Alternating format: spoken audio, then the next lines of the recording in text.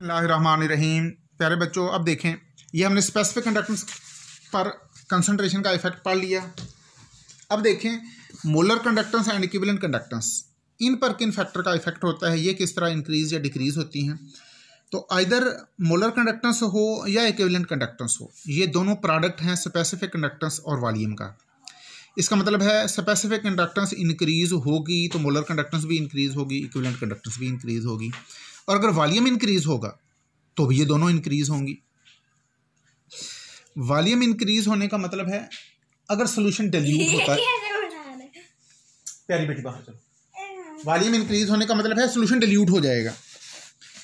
It mean specific conductance के बारे में हमने पढ़ा था कि ये मोलर कंडक्टेंस इंक्रीज होने से कि ये कंसंट्रेशन के साथ इंक्रीज होती हैं, लेकिन मोलर कंडक्टेंस और इक्विवेलेंट कंडक्टेंस कंसंट्रेशन इंक्रीज होने से डिक्रीज हो जाती हैं।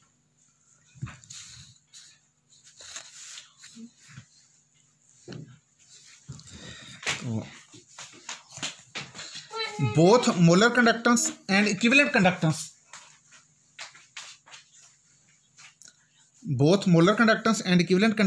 directly depend on specific conductance and volume and inversely depends on concentration। तो इसमें ये ट्रेंड है, मोलर कंडक्टेंस हो या इक्विवेलेंट कंडक्टेंस हो, ये कंसंट्रेशन इंक्रीज करने से डिक्रीज होंगी। तो जब कंसंट्रेशन कम है तो ये रैपिडली डिक्रीज होती हैं, और कंसंट्रेशन बढ़ाने से फिर स्लो डिक्रीज है, फिर almost no decrease and then increase. तो जो ट्रेंड स्पेसिफिक कंडक्टेंस का था उससे अपोजिट ट्रेंड मोलर कंडक्टेंस और इक्विवेलेंट कंडक्टेंस का होता है। तो अगेन देखें कि molar conductance and equivalent conductance directly depend on specific conductance and volume and inversely depend on concentration. Therefore molar conductance and equivalent conductance increase on dilution. Solution को dilute करेंगे, molar conductance और equivalent conductance दोनों increase होंगी। Strong electrolyte के case में molar conductance और equivalent conductance rapidly decrease होती हैं, और वीक इलेक्ट्रोलाइट में और ज़्यादा रैपिड डिक्रीज है।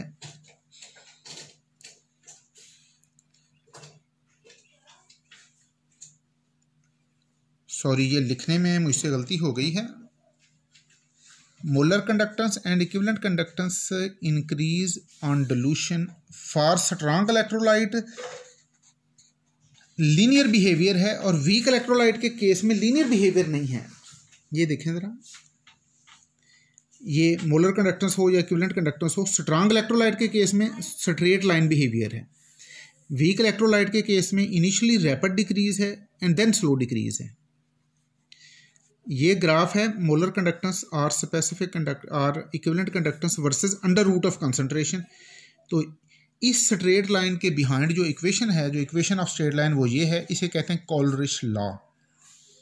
According to Kohlrausch law this is the equation. ये जो कैपिटल लैम्डा है, इससे आप चाहे इसे मोलर कंडक्टेंस समझ लें या इक्विवेलेंट कंडक्टेंस समझ लें, it depend on under root of concentration like this. Here this lambda is molar or equivalent conductance, capital lambda is molar or equivalent conductance, and lambda naught is molar or equivalent conductance at infinite concentration। तो इसी equation को थोड़ा सा modify करके आप यूँ भी लिख सकते हैं। तो this is equation of straight line. अगर आप प्लॉट करें मोलर और इक्विवेलेंट कंडक्टेंस को versus under root of concentration, तो स्ट्रॉन्ग इलेक्ट्रोलाइट के केस में स्ट्रेट लाइन आती है, लेकिन वीक इलेक्ट्रोलाइट के केस में स्ट्रेट लाइन नहीं आती।